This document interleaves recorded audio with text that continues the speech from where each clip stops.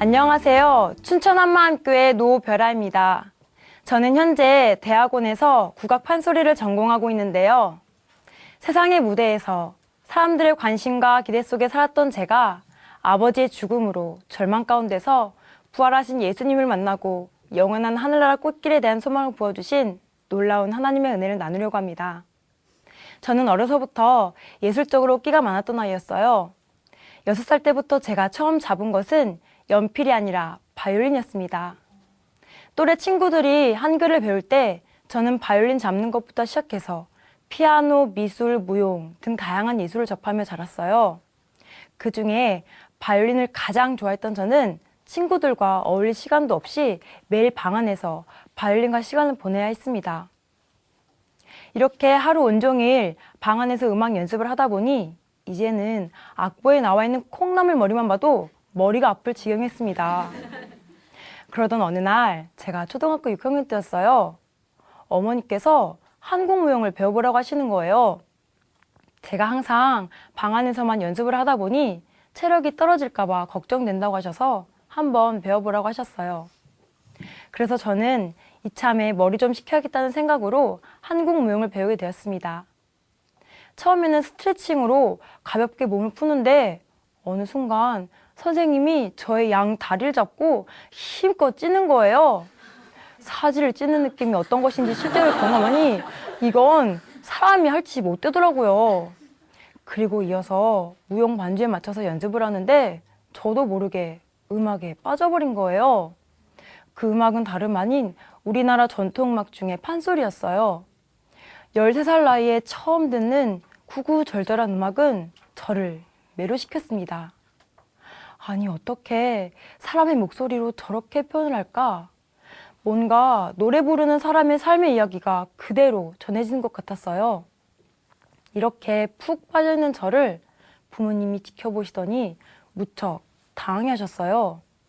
왜냐하면 초등학교 6학년 나이에 보통 대중가요나 댄스 음악을 즐겨 듣는데 저는 나이에 맞지 않게 저기 저 시골 어르신들이 즐겨 듣는 쑥된 머리 귀신 형용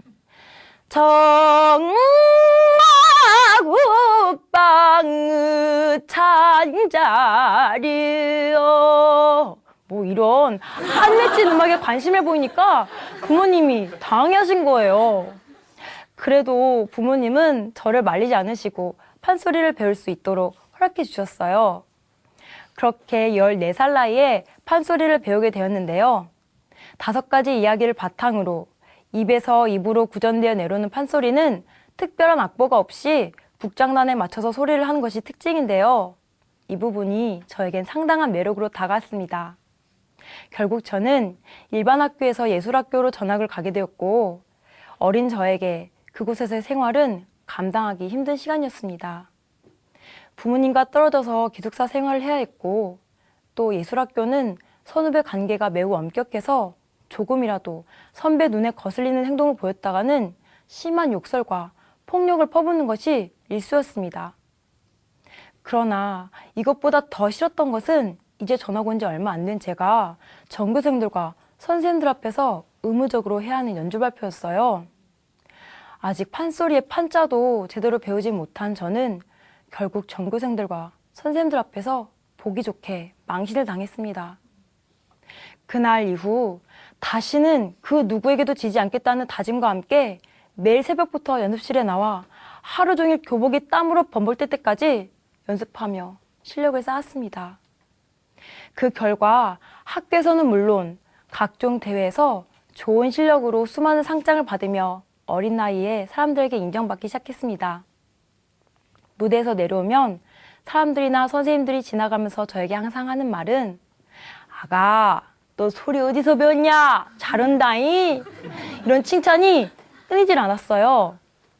이렇게 사람들에게 칭찬을 받다 보니 저와 경쟁하는 친구들이나 선배들에게는 늘 질투의 대상이었는데요. 저는 그럴 때마다 독하게 마음먹고 더 열심히 하며 실력을 쌓았습니다. 그러나 이렇게 주변 사람들에게 관심을 받는 것은 좋은 일만도 아니었어요.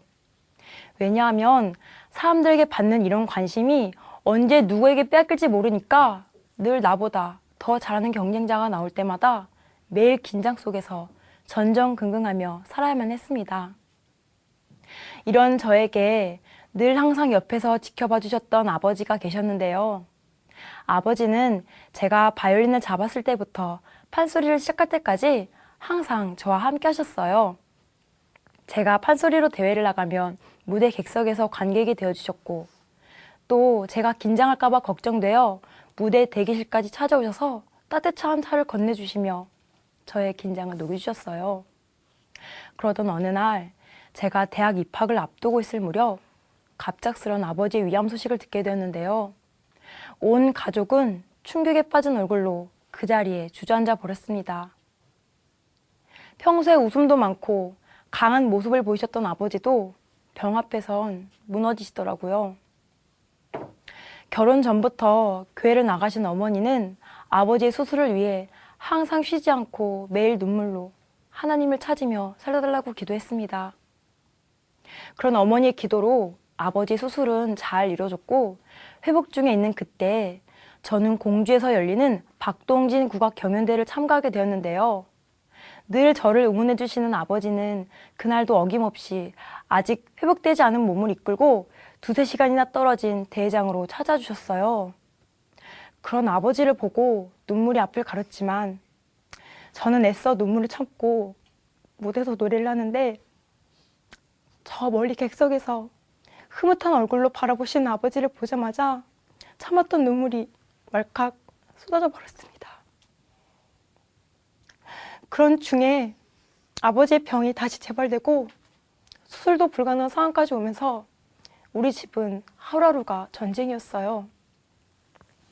그런 아버지에게 뭔가 기쁨을 드릴 수 없을까 하는데 어느 날 강진에서 열리는 청작골 국악 경연대회를 참가하게 되었는데요. 저는 그곳에서 좋은 실력으로 1등을 하게 되었어요. 아버지께 곧장 달려간 저는 상장을 보여드리며 자랑했더니 우리 딸 최고! 그렇게 환하게 웃으시고 그 다음날 천국을 가셨습니다. 그날 이후 우리 가족은 아버지의 죽음으로 인해 어머니는 매일 눈물로 밤을 지새우셨고 저와 동생들은 아버지가 없다는 이유로 주변 사람들로부터 무시를 당했습니다. 이런 상황이 반복되다 보니 더 이상 안 되겠다 싶어 매일 교회 나가 열심히 말씀과 기도를 붙들었습니다. 저는 그때 무대에서 노래를 하는 것이 너무 두려웠어요. 왜냐하면 무대에서 노래를 할 때마다 아버지의 기억이 떠오르면서 저도 모르게 불안하고 두려웠거든요. 그때마다 어머니는 저에게 별아야, 포기하지 마. 하나님이 분명 너를 세워주실 거야. 우리 함께 기도하며 준비해보자 라고 하셨어요. 그렇게 함께 기도하며 준비한 찬양이 하나님의 은혜라는 찬양인데요. 이 찬양의 가사는 어머니께서 다시 쓰셨어요. 아버지께서 천국에 가시기 전에 온 집이 울려 퍼지게 찬송가를 틀어놓고 욥기 말씀을 읽으시며 말씀하시기를 예수님께서 집 앞에 꽃마차를 준비해 놓으시고 하늘나라를 구경시켜 주시며 여기가 너희 집이라고 말씀하셨다는 거예요. 그렇게 15일 동안 날마다 동일하게 나타나셔서 보여주셨다고 하셨어요. 아버지는 하늘나라 가는 길은 정말 아름다운 꽃길이고 이 세상 그 무엇과도 비교할 수 없는 곳이라고 하셨어요. 그런 아버지의 말씀을 떠올리며 교회에서 찬양을 하는데 그 순간 두려워하지 말라. 내가 너와 함께함이라. 놀라지 말라. 나는 내 하나님이라. 이 말씀이 생각나면서 찬양하는 내내 눈물이 나왔습니다. 하지만 단 하루도 조용할 날이 없는 우리 가정의 불미스러운 일 때문에 어느 순간 찬양을 해도 기쁘지가 않았어요. 그 일은 바로 우리 남동생 때문이었는데요. 남동생은 골프 선수예요. 아버지가 돌아가시고 나서 경제적으로 뒷받침을 못 해주다 보니 동생은 운동에 대한 자신감을 잃고 점점 세상의 술과 담배 그리고 게임 중독까지 빠지게 되면서 우리 가정에는 크고 작은 싸움이 끊이질 않았습니다. 매일 어머니와 말싸움은 기본이고 심지어 어머니에게 폭력까지 휘두르는데 경찰을 몇 번이나 불러도 싸움은 멈추질 않았어요. 그런 어느 날 동생이 어머니 앞에서 칼을 들고 자신을 죽이라고 하는 거예요. 그렇게 순식간에 일어난 상황에 저는 도저히 눈두고 볼 수 없어 그 자리에 주저앉아 눈물로 하나님, 우리 가정을 살려주세요. 제발 이 싸움을 멈춰주세요. 그렇게 간절하게 기도했습니다. 어느 날 교회 아는 분께서 어머니에게 동영상을 보내주셨는데요. 어머니는 그 영상을 보시고 큰 충격을 받으셨어요. 그 영상은 전혀 변화될 수 없었던 사람들이 부활하신 예수님을 믿고 변화되는 놀라운 이야기였어요. 3일 밤낮으로 밥도 안 드시고 그 영상을 보셨던 어머니는 남동생도 그곳에 가면 변화될 수 있을 거라는 간절한 마음에 남동생을 위해 환경을 바꿔줘야 한다고 하시며 아무 연고도 없는 춘천으로 가게 되었어요. 그리고 영상에서 보았던 춘천 한마음교회에 가게 되었어요. 교회에 처음 갔던 날은 그때가 토요일 찬양 예배였는데요. 저는 그렇게 뜨거운 찬양과 기도는 처음이었습니다. 온 성도들이 하나가 되어서 주여 하고 외치는데 순간 누가 쫓아온 줄 알았어요. 그리고 이어서 목사님의 기도와 말씀이 이어지는데 야, 뭔가 대단한 말씀을 하시나 보다 해서 들었더니 기대와는 달리 그 말씀은 모두가 다 아는 예수님의 부활 말씀이었어요. 그런데 이상하게도 이 부활이 저에게는 너무나 새롭게 들리는 거예요. 목사님께서는 예수님의 부활이 하나님이 살아계시다는 확실한 증거라고 말씀하셨어요.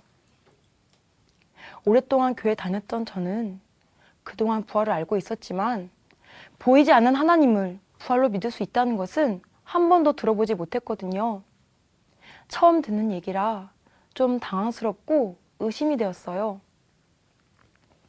그날 저녁 예배를 마치고 교회 한 언니와 교제를 하는데 언니가 뜬금없이 너는 하나님이 살아계신 것을 어떻게 믿을 수 있어? 이렇게 물어보는데 아니 하나님이 살아계시면 살아계신 거지. 그걸 또 어떻게 믿냐고 한 언니의 질문에 저도 모르게 그만 마음으로 믿어요. 이렇게 말해버렸습니다.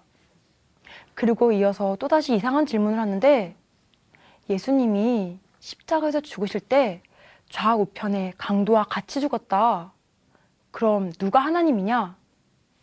저는 생각할 필요 없이 가운데라고 했더니 이번에는 그럼 만약 그 십자가 세 개를 섞는다면 누가 하나님이냐?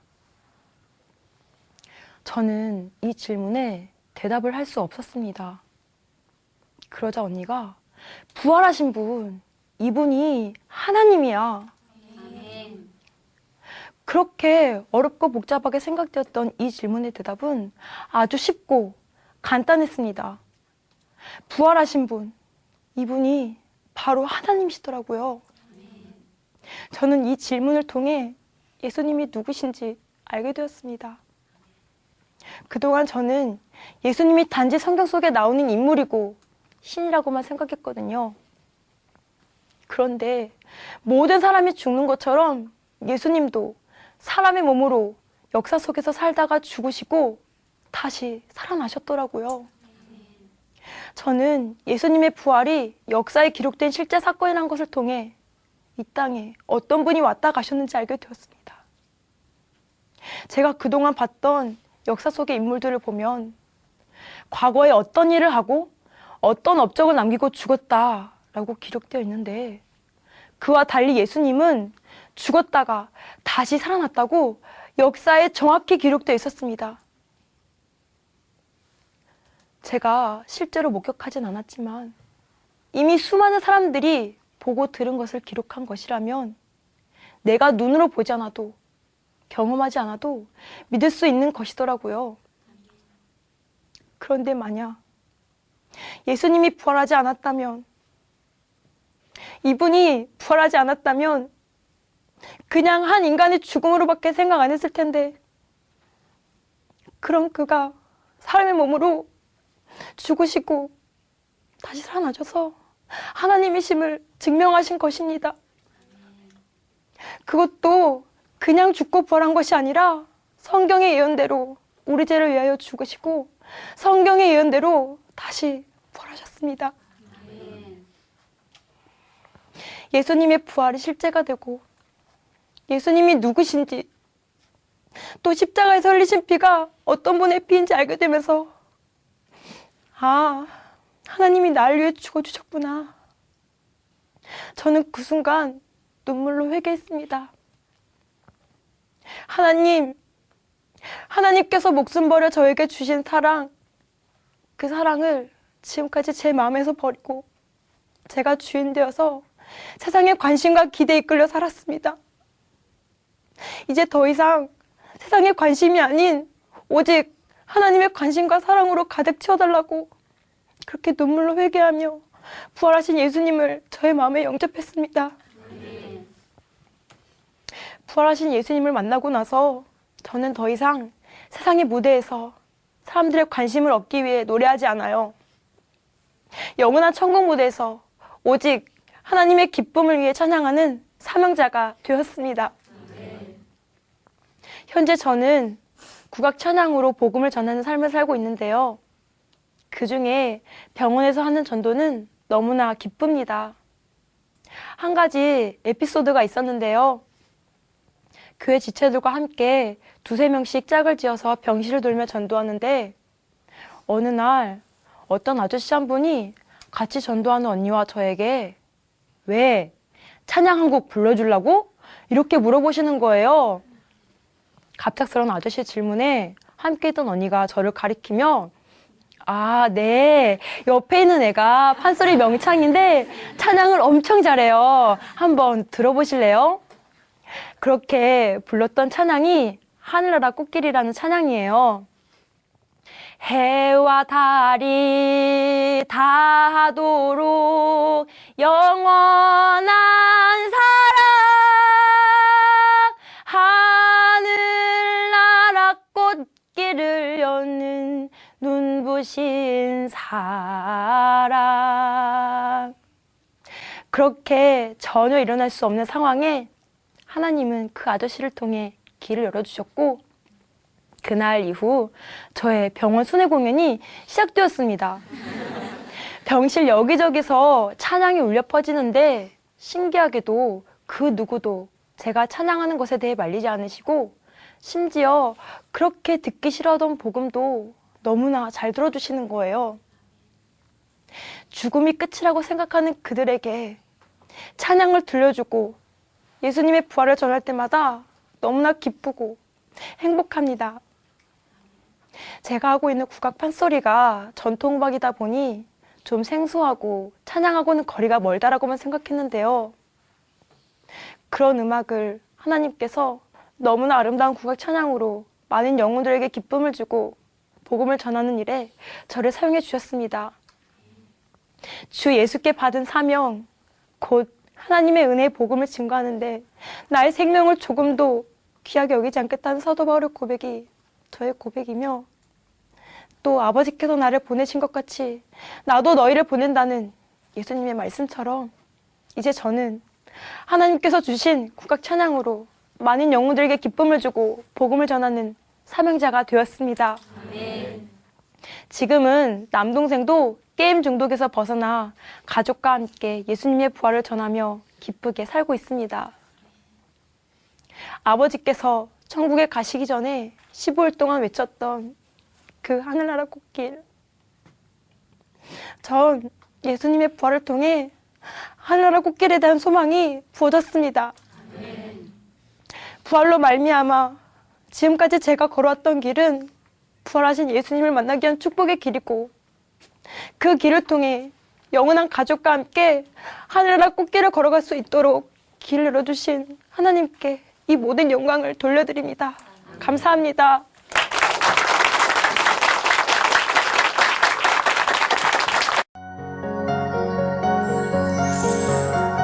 세계선교회 중심 채널 C채널